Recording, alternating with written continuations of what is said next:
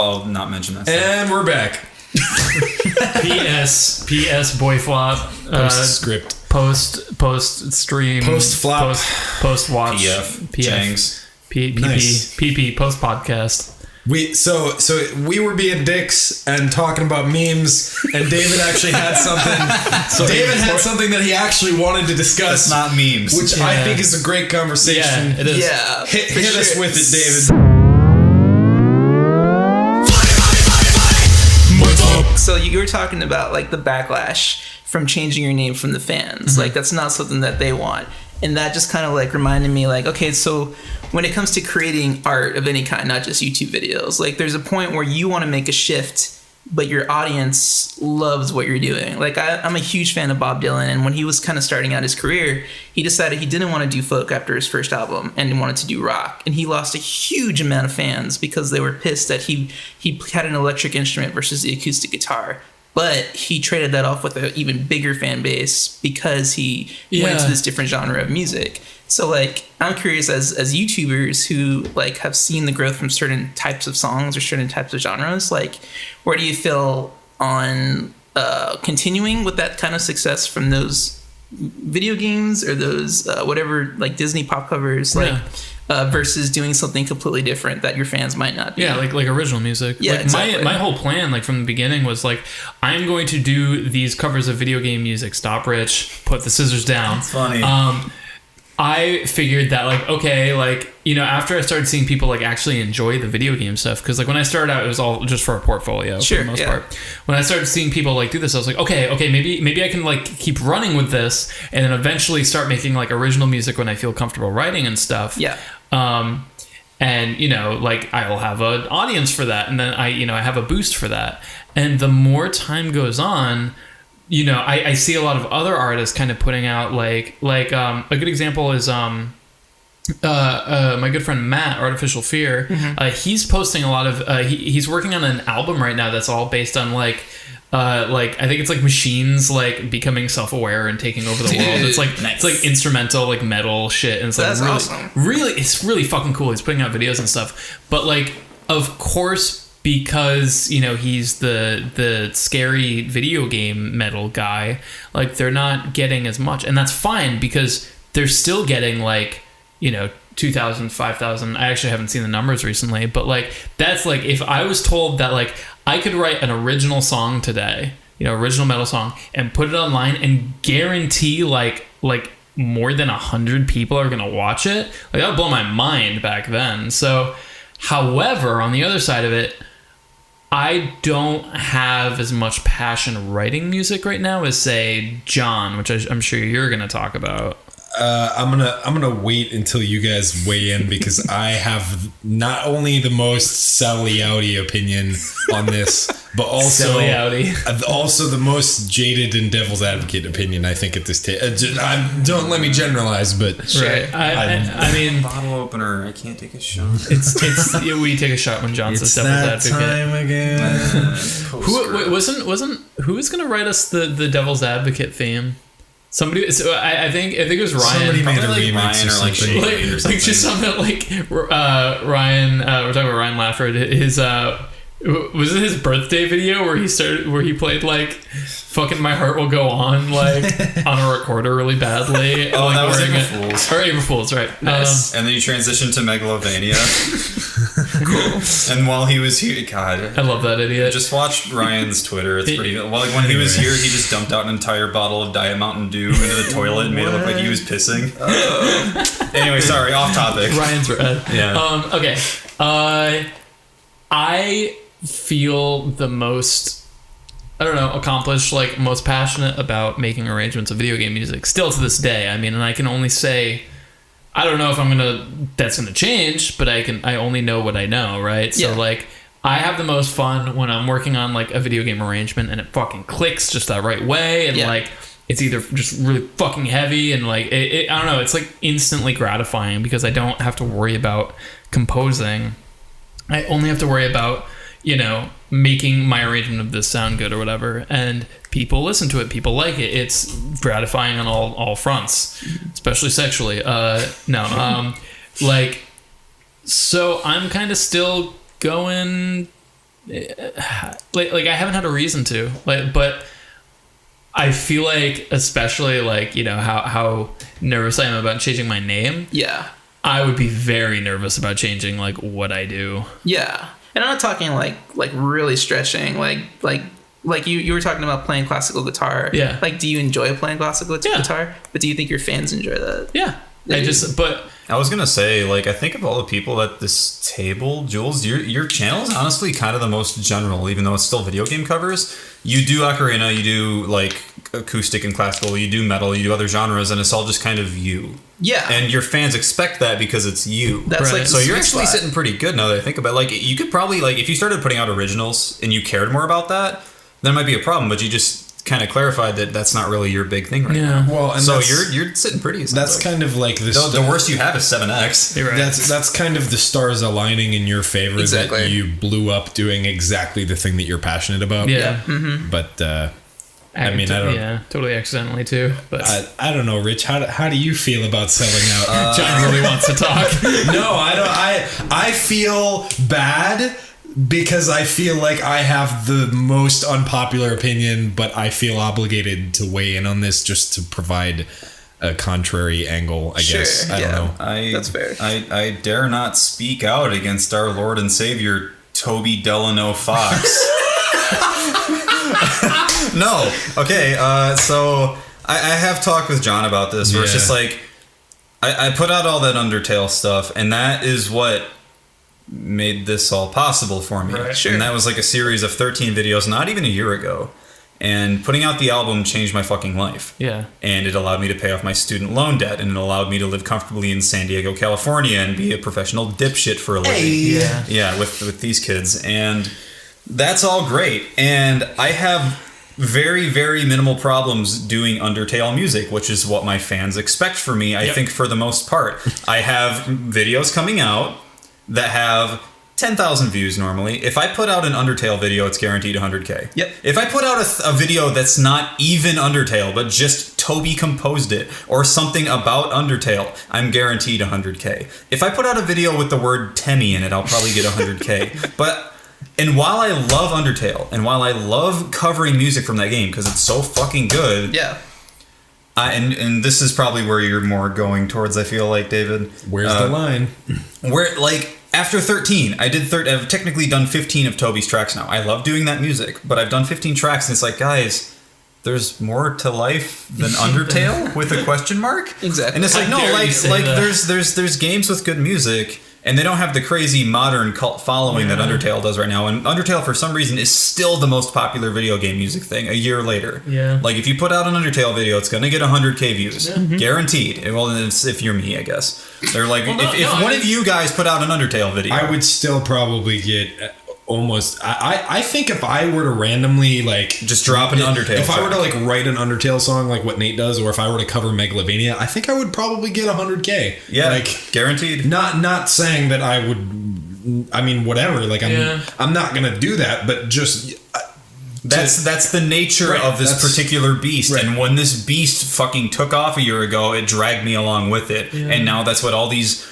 I had 8,000 subs when I started doing this stuff, and then Undertale took off, and now I suddenly have 110. And then there's the question of how do you keep your forward momentum once the beast stops running. Exactly. So I uploaded a video yesterday, and I'm sitting at 10,000 views. I can't complain about that, but at the same time, good. Coming from when I had 20,000, and I would upload a video that was Undertale related, and it got 100K overnight. Yeah. Do you remember that? Yeah. Fucking Death by Glamour got 100K overnight. Yep. And for me, that's nuts. That's completely insane. And I would like to keep doing Undertale, but I want to move on to other games. But people don't care as much about other games because it's not Undertale. So it's frustrating. Sorry, I know you want to talk to me. No. Maybe we'll just release this as a lost episode or something. But okay. So this is actually, I don't know why I didn't even think of this. This is what I'm doing right now. Is I started the series on my channel, which is the top 10 like video game themes thing, medleys, and it was literally a shower idea. Like a year or two ago, I was just like, holy shit, like I'm a shithead and I love WatchMojo.com, and I know that's an unpopular opinion, but like I love watching, like it's just so mindless to be like, I wonder what the next one is. I wonder what the next one is. Yeah. And it's just like, man, it'd be really cool if somebody could like put like an actually like talented spin on it rather than just being like, this is my opinion. And I was like, whoa, I could do the music and I could have like my fans vote. That also solves the problem of like, how can my community be engaged in what I do? Exactly. And then I kept thinking about like, okay, like, and then like I was thinking like, holy shit, like, you know, I get, if I put it in the comments, that helps me because it bumps engagement and, you know, the algorithm favors that. Right. And I was just like, how could this not be, like, how did nobody think of this before? And then I put out the first one, the intro themes medley, and I was just like, wow, people really like this. This is cool. Like, and then the more and more I did it, the more it just kind of petered off. Like, it's almost like people were excited when it happened, when I started doing it, but then it just lost interest. I don't know if that's because it's not what I do, because I'm the cover and medley guy of single video games and stuff. Yeah. Or whatever. But like I actually started kind of feeling like, whoa, like maybe I was totally wrong. Maybe this idea I thought was like totally flawless was flawed. I don't think it's that your idea was flawed. I think that your channel is kind of a weird case because you like didn't upload for a year. That's true. So like, that's a good point. I think before you ask yourself, before you start freaking out about like maybe this idea is the wrong approach, maybe you should ask like, okay, but like in a perfect world, if I had time to upload during that year that I wasn't uploading, would this idea still be working? And I think the answer is yes. Like, I don't think it's a bad idea. I think it's just, I don't know. Well, what's interesting now is like as time has gone on, just quickly, like because people watch one, I now have like 7 or 8 now because I've been doing one every month of this year. Mm-hmm. So now all of them are progressively getting more views. Right, because people want like series, yeah, playlists. Anyways, what were you going to say, Rich? I was going to say, those are the type of videos where like, and you made it kind of a shameless point to be clickbaity, and there's no fault in that. Sure. But that's one of those things that like I can see like a year from now where somebody just randomly posts one of them on Reddit and then suddenly all of them have like a bazillion views. Right. Exactly. Just because it's so easily accessible and it like keeps people interested, like what's the next song? What's the next song? Right. I wonder if I'm going to be personally validated by this next thing. And that's what it's all about. Like I wouldn't have done it such a clickbaity series just because it's clickbaity. Like I actually love watching top 10 things. I love being I love being disappointed when my favorite thing doesn't make it and going to the comments and be like, fuck you, or like I don't know, like delete your channel. The last medley I actually got like a ton of backlash because it was top 10 overworld themes and 5 of them were Zelda. And people in the comments, well, I know, but people in the comments were like fucking like. It's like, funny because they voted for Zelda. Yeah, they voted. Well, I don't know. The thing that like, I don't know. I've thought a lot about it, and I think this might be the last like thing that I allow my community to be a part of with my work. Like just because like it actually like really pissed me off, like way more than it should have. Like I knew that people were going to be angry about these because their song didn't get in, and I was like hoping for that, like, but like because then they argue in the comments and you get more views, right? So, but what pissed me off the most is just like, and I mean, Rich, you know, we talk a lot about comments, and like when they blame you. What? Well, Rich, I feel like you're way more prone to being like, what a fucking idiot, like this comment, like whatever says, and like I'll usually be the first to be like, well, let me see if I can figure out where they're coming from. Like it depends on the context, right? But a lot of people who are commenting on that are fucking idiots, and it pisses me off so much because like that's me with literally everything, right? This is what it's like to be Rashad. Even the things that he does like, right? Stop being good, motherfucker. No, but like. What it comes down to is a lot of people were saying just shit like this video would be more enjoyable if you instilled a 1 song per franchise thing. And maybe it's just your mom would be more enjoyable if she stopped eating so many fucking Oreos. How about that? Fuck! No, like, good. Rich, how do you be, everybody? Well, like the thing is it's just like, and this still ties into what we're talking about because like this definitely sways my opinion on whether or not I want to go do other things because like with this case it's just like this project is about the top themes It's not like if it was going to be something like that, I'd call it top 10 video games with good music. Like, fuck that. Like, do it. No, fuck that. Top like, 10 good music. Make all of them why did I do that for April Fool's? Top 10 good music. Because Megalovania. Right. We're basically the same thing. Yeah, Right. no, but the more I've been into doing YouTube and recording and stuff, the more I've actually been interested in the business side of things and the psychology of like what makes people fascinated with music. And time after time I've read, never let your audience determine what you perform or play. Oops. That's completely the opposite of YouTube. Right, yeah. Those people are the people. Okay. Is it time? It's time. Is it time? Okay, I'll put whatever I had to say on the... Did you want to say something? I was just gonna add a minor thought. I was going to go grab I have one minor thing. I was going to go grab the Chardonnay. Hey, that's my Chardonnay. My parents. You offered it, and Yeah, I was going to open it with one of these screws. I'm just being a jackass.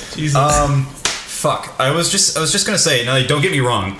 It's weird because like I don't dislike in regards to me again, like my stuff. Sure. I don't dislike covering Undertale music. Yeah, I don't. you enjoy it. Yeah, I really like it. And in fact, like, it's weird because there's composers, like Danny Baranowski's one of them, where I try to cover his music and I just suck at it. There's like minor cases, like the one thing of his that I've covered. Yeah. But like for you, Jules, you can just like throw down a cool arrangement in like a day and it's rad. Danny and I like we've been in the same room like working on like I watched him compose 3-2 Cold, and like I just like I synced up with him. Like I knew like exactly what he was gonna do, and like we just That's our musical cool. minds are really close. Yeah. And like I think he like when he saw my cover of like Super Meat Boy, he's like, whoa, okay, he gets why I did this line. And like he was telling me when I did Hell Theme from Super Meat Boy, I did bends in all like exactly all the places he wished he could have if he played it on guitar. That's cool. Like, and so I don't know, like, and that's it's weird to me that like I don't know, like So you've played Vert stuff, right? Like Vert stuff is really hard. okay, yeah, I was gonna say, struggle with it. yeah. And Danny stuff, I just can't come up with good arrangements for. I struggle with Vert stuff too, but like, anyways, What I was gonna say is Right. like kind of like you said like you and Danny are like on the same wavelength. Yeah. I don't really know Toby, Right. just for clarification, because people have asked me, and like, no, I don't know. I Is talked to Toby him Fox your I've dad? talked to him via email, and that's Yeah. it. But like his arrangements just make sense to me. Like I can pretty much take, if for some reason, a lot of people are like, Undertale music's really hard to arrange to. It's really weird. And it's like, I have no problems. And for you, like with Danny, you have no problems. So not only is it easy for me, and everyone loves it, and I love it, and I love the game, Yeah. and the music's fucking good, and I know it's gonna do well. It's like really tempting not to just cave and be like, I give the people what they want because I kind of want it too. But at the same time, I know better because a year from now, I think Undertale's be the Undertale guy. well, I already am. And I'm trying to be like, no, guys, look, I can do other cool things. And some people have admittedly hung around and been like, okay, I'm here for Rich, not just Toby stuff. yeah. And those are the super fans that I really respect. Because, like, coming back to me before John unleashes. I don't his want fury. to. No, I don't. But for me, okay, so, like, yeah, like, I wanted to do stuff on my channel other than music. And the big thing for me was education. Like, coming from a music education background and the ocarina guy, which I totally accept and adopt. Like, I want to teach people how to play it and how to understand music better. But those videos get like a fraction of the views of the music videos. Because they're good. I could post and I put more work into the music theory videos and the tutorials than my music videos. Yeah, and it hurts because as an artist and a teacher, like I want more people to see these, but it's not what people are searching for. Right. And so like I could totally cave and be like, you know what? Forget my passion for education. Let's just do the music, which I love as well. But it's it's just that's what really like drives me Twists crazy. the knife. Yeah. Should I grab the Chardonnay? I don't want to be that guy. Like I already feel are. You bad. never want to be that guy. You already John. I don't want to be that guy, but okay. So just a little bit of like background here. Like I love writing music more than anything. Like I'm such a geek about like arranging and writing lyrics, and I went to school for lyric writing before I dropped out, and I used to be that guy. I used to be a different that guy. Now I'm that guy. I used to be multiple guys. Yeah, that guy. I used to be that guy. I've had multiple guys. Right. So I used to be the guy who was like, oh, I'm only ever gonna do what I'm most passionate about, and I'm gonna express myself in the purest way, and I'm gonna write all these songs about these girls that I have a crush on. And then you take a shit and you smell it for an hour. Yeah. And I'm gonna, if you don't like my music, then you just don't understand. And if I'm not successful, here's the kicker: if I'm not successful, it's because people don't understand. Everybody else's fault. It's because everybody else doesn't understand how expressive of an artist I am. Okay, so the problem here. So for 3 years, I was that guy. I was playing in bars, I would play like, I would play like Tom Petty, like Free Fallin'. I would play like some shitty whatever Journey or something, and then I would play original songs, and I would go home pissed because the drunk 40-somethings at the bar didn't like my Facebook page, which at the time had 300 likes. I would be so mad because they didn't buy my original album and it was their fault. Yeah. And fucking, all these famous bands don't deserve to be famous. I deserve to be famous because I'm expressing myself better than everybody else. You are losing your whole fan base right now. Yeah, no, that's what I used to do. That was that guy. I was that guy. And then I woke up one morning. Yeah. I woke and I put a bucket on my head. No. I woke up one morning and I realized that's not how the fucking world works. Yeah. So I thought to myself, all these people are making YouTube videos, making covers, and they're super successful. And I bet that if I tried that, I could pull it off. And sure enough, the third video that I ever... after I had that thought, I made a Kesha cover, I made a Katy Perry cover, and then I made the I'll Make a Man Out of You cover. Yep. 3 videos after deciding to quote unquote sell out and do what I thought would make me successful instead of what I thought was my passion. 3 videos, like 3 weeks we're talking here, and my channel blew up. Yeah. And it was stupid because it was like, I played what people wanted to hear instead of stroking my own dick, and I am successful now. Yeah. And it should be prefaced that doesn't work for everybody. Like, you got very lucky, but it did. But if I may play devil's advocate, I would say that I didn't get, well, obviously I got lucky, but I didn't get lucky as, not to sound whatever, but I feel like you got more, not to say you didn't work hard, but like, Jesus, just spit it out. Well, okay, I don't want to sound like a dick, but like the fact that what you were saying about your passion is video game covers, and you blew up making video game covers, I feel like that is not lucky, but fortunate that you are able to do your passion and kind of, get famous and successful doing it. I literally said to myself, this isn't working. I need to be smarter about how I approach this. And so my mentality now, after doing this for a little while, obviously not as long as anybody else here, but I tried to find a way to say, okay, I love Disney music. People love Disney covers.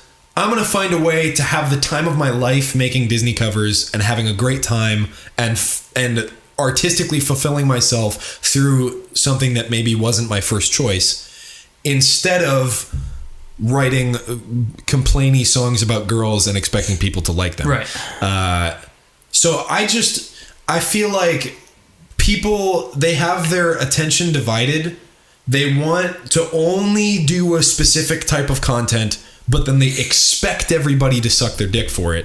And I don't think, like, yes, I think there's a select amount of people that do that. I hear people complain about, why isn't my channel doing well? And they do something that people don't want to see. Yeah. And like, I just want to say to them, like, think, if you were a stranger on YouTube, would you watch this video? Right. Like, I don't know. It's I don't know. And like, you know, even though you're playing devil's advocate, yeah, one of my biggest, like, absolute core artistic fundamentals is consider the audience. Like, I've always thought about that, and because like it should just be consider, not just do what they say, obviously. But you got to decide what you want. Do you want to be a famous rock star? Maybe you should just do what the audience says. Right. Like, do you want to be a really artistically fulfilled person who spends their entire life only doing what they're passionate about? Then fuck the audience. And if you blow up, you blow up. But don't complain about not getting famous. No, I agree with you there. So like, people just need to decide what they want. Yes. You know, like, if you want to, which isn't easy, but yes. But like, if you want to get famous, don't, you know, like it's not going to happen. Yeah, it's not going to happen by you just saying, I want to be a rock star. Postmodernist approach to art and expecting a modernist. Exactly. I don't know. Like, people who, it's like, guys, you wish what we're doing. Compromise. Yeah, exactly. That's it. Like, that's my whole fucking like, I don't know. Like, no, you're right. I totally agree. And not to say that you should do that, but like, I thought to myself, like, for example, there was a point in time when I said, I'm never going to do covers. Yeah. Oh, me too. Yeah. Now I'm doing covers and I'm having a great time. I remember very distinctly saying, I'm never going to make a YouTube channel. Yeah, so did I. Yeah. I said, I'm never going to be one of those guys who makes YouTube. Like, and then after that, what's up, youngsters? Last year I said to myself, man, I'm never going to watch anime. That stuff's weird. I'm never going to get into that. And then I sat down and I watched One Punch Man and I loved it, and I said, I could have a good time doing this. Once I got my head out of my ass and stopped bitching about my artistic priorities, I found that I was actually being artistically fulfilled while selling out. Yeah. You know, like, how does that work? Well, I think that's also kind of like, go ahead. I was going to say, can we make a shirt? You want to make the I Love Young Boys shirt for your boy band? For clarification, can you make one that says I love crackheads? Yeah, absolutely. I just want to point out that, I mean, I totally agree with what you're saying, but I remember seeing a tweet from you that kind of said the opposite, where it was something to the effect of... oh, you're being called out. That was that guy. Call me out. It was a couple... It was like maybe like last month or 2 months ago, but it was something like, it's a shame that if I wasn't doing Disney pop covers, my channel would be 10 times as big as it is today.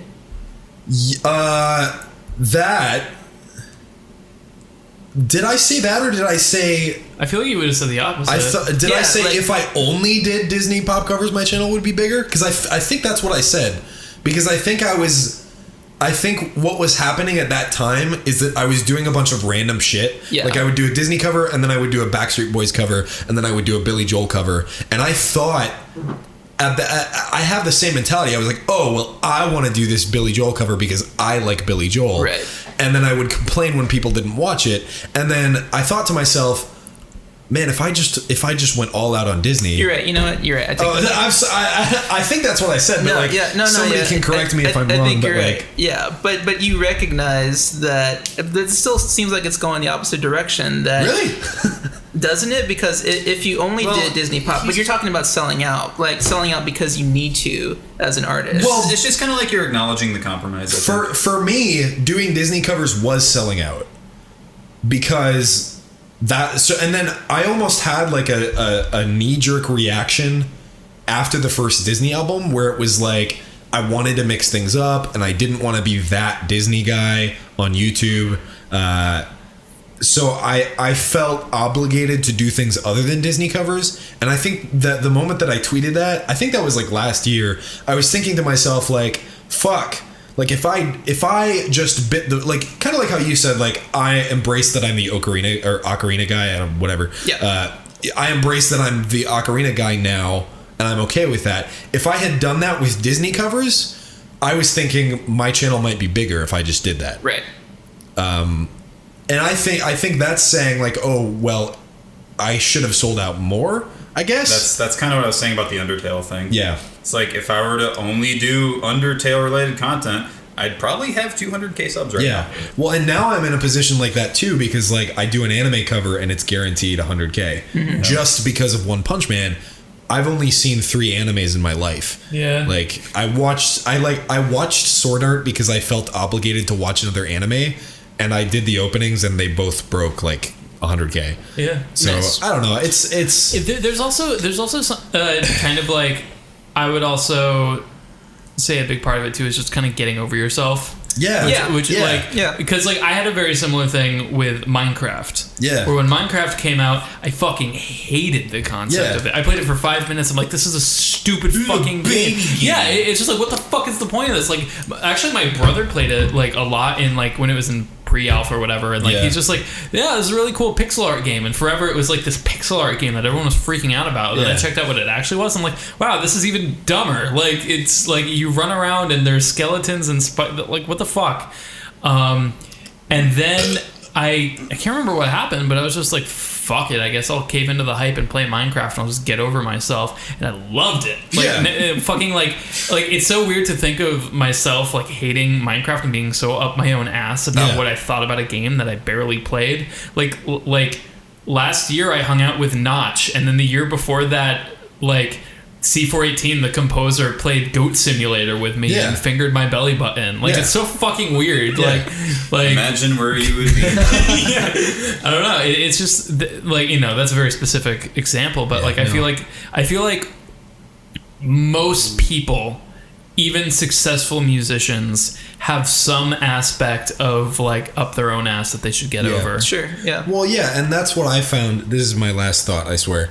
My as soon as I got my head out of my ass, Yep. B, stopped taking myself so seriously, Yep. and C, thought about the difference between making art to jack yourself off artistically and making art to communicate with another person. And I decided that I wanted to do the latter. I didn't want to just make a song and say, this is my heart and soul. Yeah. I wanted to communicate with someone with my art. And the way to do that for me was Talk about something worth listening, right? right. Yeah. If you want to express yourself, not just to express yourself, but to express yourself to someone, then you got to think about What they wanna hear. they want Yeah. to hear. Yeah, I don't know. absolutely. It's I'm like considering the opposing payouts for both Yeah. approaches in the best case scenario, and it's like you can be really successful. Like, I think it's more unlikely, but you can be really successful by just doing your own thing And then getting lucky. and then getting getting really lucky, having the stars align, putting out something that for some reason can communicate to people in their own way. Yeah. Not necessarily in your own way, so they might misinterpret it, which might offend you. Right. But like, I was thinking, like, the best that'll happen is 10 years after you release it, some snooty music snobs on music forums will listen to it intentionally at 8 kilobits a second and go, this is so rad. Yeah. And then you'll have $5 and be able to maybe afford Burger King. I don't know, like that distinction like changed the entire way that I perceive making art. Was like, and without sounding like conceited or anything about that distinction, but like wanting to communicate with my music rather than wanting to metaphorically jerk myself off with my music. I think there's a big fear in getting stuck doing something that you don't want to do. Yeah. And I mean, I think that's, you know, that you know, I'm also trying to keep stemmed back into the original Yeah. topic here, but like, Oh, yeah. but like I know, I don't feel like I know a ton of musicians that are like super popular and hate what they do completely. Like, Yeah. I know that Sure. there's probably a few people who are like, man, I wish I was doing something else Well, or that whatever. goes back to what John said, which I Yeah. really liked about, yeah, you can become passionate about anything. You can force yourself Yeah. to, and maybe not even force yourself, but for me, when I posted my first Ocarina video, I wasn't thinking people were Right. going to like this at all. This was just something I enjoyed, and then it happened to get popular, and people encouraged me to keep going. Yeah. And I wasn't like that passionate about it until people started encouraging me, and then it became like my thing. Like, oh, people want to hear this. I happen to enjoy it. I'm going to keep posting, Yeah. and I became really passionate about it. And the other thing that you mentioned was how important it is about knowing who you are as an artist. Like, what is it that you want? And, Right. and then after that, you can figure out how to accomplish that. And Right. it could be multiple avenues. And I think that like there's kind of a stigma about like there's a stigma of like everybody assumes that like making something because people want to hear it is shallow and terrible and not artistic. Fuck those people. And I think that that's just really an ignorant thing to say, you know? Well, it's easy. It's an easy thing to say to sound like your own. Right. Well, it makes you sound like you're more like educated or something. It's this polarized distinction that I always see, especially in like local artists starting out, where like they think that either you sell out or you don't. It's black and white. Right. Either you. Well, there are mindsets about that for everything, and like it's hard, like especially when you're putting so much heart and soul into your art, to just ignore those fuckers. You know. And I've made this sort of comparison before, but like some of like think about like the guys who composed Disney songs. They didn't say, oh, I'm passionate about writing a song about lions having sex. Like an executive with a lot of money at Disney approached them and said, I'm going to pay you to write Can You Feel the Love Tonight? And people fucking play it at their weddings. Yeah. You know? Like that is don't make art you're passionate about. Put your passion into the art that you happen to make. I don't know. I digress. I think that's important too, because like, and you know, if you don't have that right now, if you're listening, like it doesn't need to be like, well, shit, I'm a car mechanic and I fucking hate everything about it. I'm just gonna simply put my passion into it. No, like, you don't have to do that. But like the same thing with like, I mean, you know, I think we all share is that like, I mean, you know, the three of us on this side of the table, we love video games and we love music. We mix those two together. Yeah. Well, but you were Disney and stuff. And like, and so like, it wasn't that hard for you to put your passion. So like, find that middle ground. Compromise. Compromise. Like that's get your what I head was out gonna of your say ass. is like when I say compromise, that doesn't mean sell out. Right. Yeah. Like what does sell out mean though? Just for clarification. Well, for me, that would be like if everyone's saying cover this thing from this thing that I absolutely fucking despise, and then I did it anyway. See, all the stuff that I cover, it's because ideally I would rather be doing my own stuff or something different. Yeah. But again, it's that problem of who's going to care. You know, who cares? Unless it's like something mind-blowing, and then even then, how are people going to find out about it? So people have this attachment with things they're familiar with or things that they enjoy.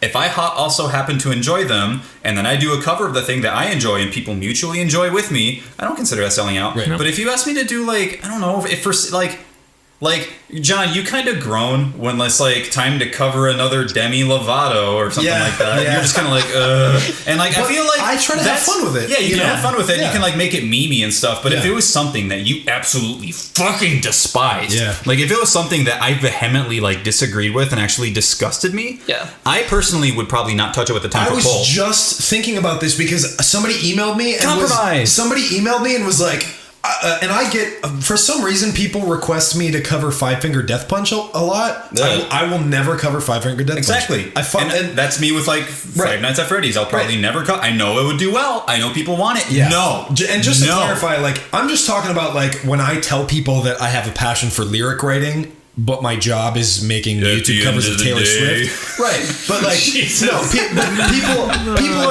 people are always like, oh, you make YouTube covers, but your passion is for writing music? You're such a fucking sellout. It's like, fuck you, dude. You're working at McDonald's. Not to be whatever, but like. No, it's only be whatever. Those people suck. Well, it's just like, don't criticize my intensely personal decisions for make me a really artistic integrity filled hamburger. I don't know. I mean, I've been there. Like, we all had those jobs, but like, if you're being a dick to artists who have made decisions that you know nothing about, don't call them a sellout while you're on your just brain, acknowledge on that your you're phone. stupid and probably jealous, kind of. Yeah. Well, they're always going to exist. I feel like, I don't know. I feel so. Rich, would you like? I don't know. Would there ever be a point that you decide fuck video games and make originals? Would there ever? That's hard to say because like I'm the same way. I wouldn't say I'm necessarily like passionate about video games. I just enjoy video games enough, and the music from it tends to generally jive well with me because most of it's similar to progressive music or orchestral music or something. So for me, it makes sense, and I can do interesting things with it, and it allows me to be creative. Yeah. And even like I'm thinking about it, and if you ask me to do like something I absolutely hate, like Jules, if I said I'll pay you fucking $2,000 to make a legit cover of Megalovania, would you do it? No, for me, I'm thinking like that's just a random thought I threw in there. Like, it's like if someone had like do this thing we hate, I can still like have fun with it. That's the thing. It's like, I can still meme the fuck out of it. How do you think I covered Watch Me Whip? No, I know exactly. People like that anyway. Yeah. So like there's like selling out. It's a line that's like if it's a even if you like made a video of you like farting lyrics into the mic of Five Finger Death Punch, you probably still wouldn't really want to release that. Yeah, it'd probably get 100,000 views. It's like a personal thing, you know. Like selling out is like. Okay. It's like the point of doing like what we're doing is because we get to do music and we're passionate about music and it's fun and like there's a compromise, sure, but we get to like do this and people care and it's really fun and we get to do what we want for a living and it's really cool. If the compromise is I'm doing something that's absolutely not fun for me, then why don't I just go get a job at a bank that pays better? And if you can't make it fun, that's selling out to me. Is like that's why I no longer give a fuck about it. Yeah, I see. Sorry, I always see all these people on YouTube like whining about like, oh, I'm quitting YouTube because it's not artistically fulfilling for me. It's like then you're doing it wrong. Yeah, I don't know. Well, like, but. I don't know. Like I was gonna say earlier that like I don't know many YouTubers or whatever that like despise what they're doing with a following. Right. I know a lot of streamers that do that are fucking stuck streaming the same fucking game that they don't enjoy anymore because if they stream anything else, nobody's gonna fucking care. And I think that's a real fear that almost all musicians have, but it happens to so few.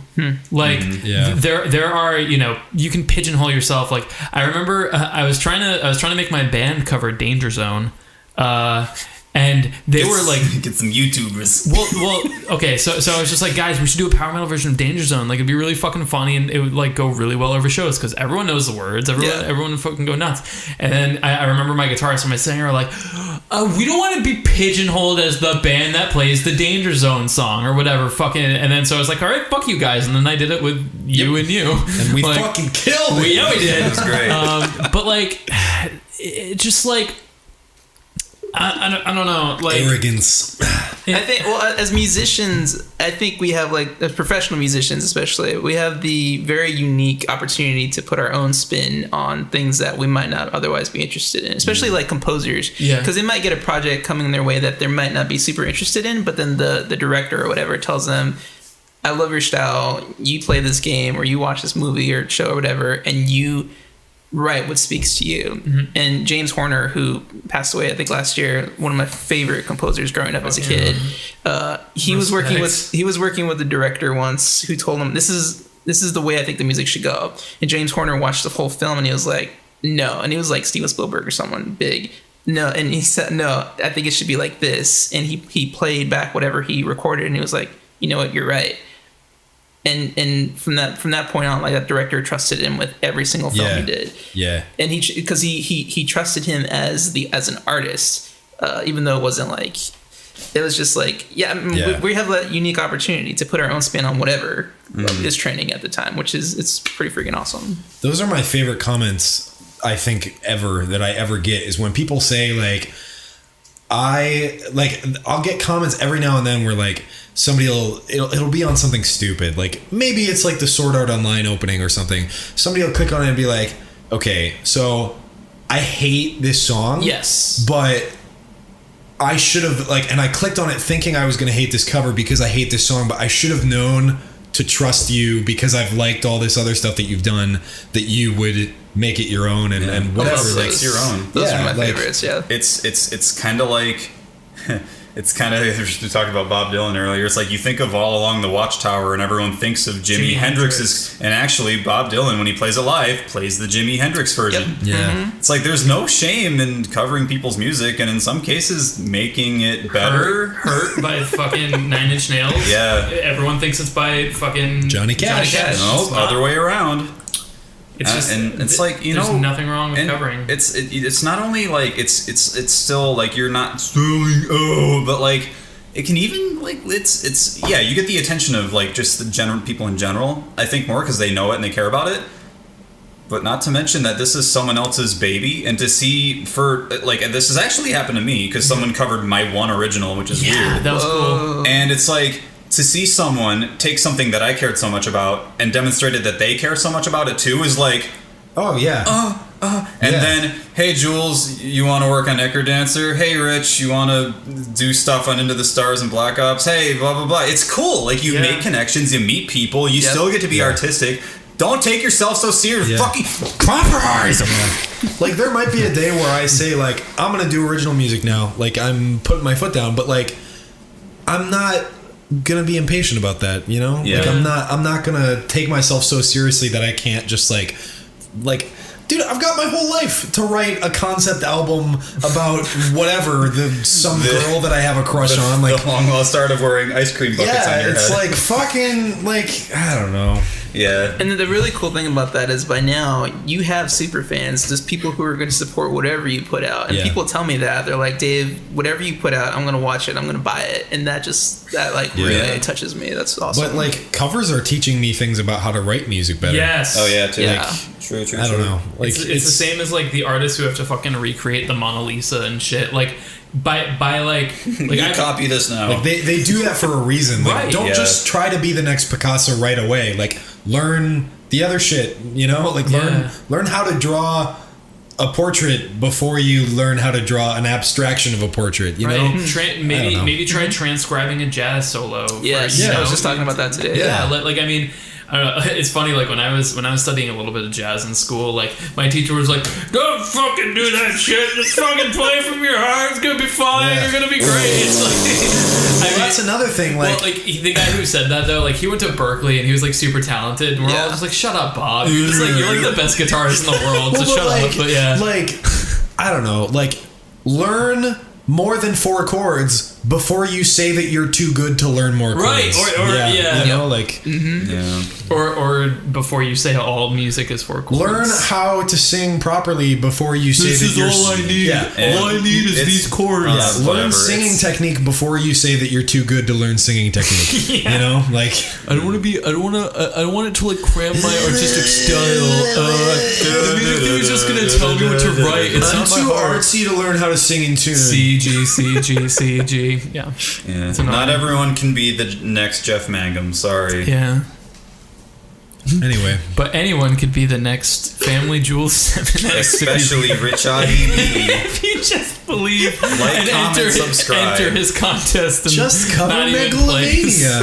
That's the secret. Oh, that's where you were going. Yeah, nice. Well, now Thanks. that we've recorded 2 episodes of Boyflop. I like this episode better. Yeah, same. It's kind Hey Jules, what's it like snubbing your roommate? Shut up. Why do mommy and daddy have to fight? All right. Well, I guess fucking. Don't forget to like, comment, and subscribe. No. How long was this whole thing? Well, this was supposed to be like a lost episode or something. Stinger. Yeah, but we've been going for about 50 minutes now. 50? Like So I this- said, 2 episodes of Boyflop. I'm glad having a backup episode. Yeah, backup episode. This one's actually better. Yeah, agreed. Yeah, so we'll I guess technically, I said in the last podcast. All right, Lyle Jules, will be what are you working on this fuck week? off! I'm talking. We were gonna have Lyle, but I guess we have a backup episode. So next week, Lyle. Sorry for And then hey, Adriana, Jules, and I will be at PAX West. Oh shit! Yeah, that's right.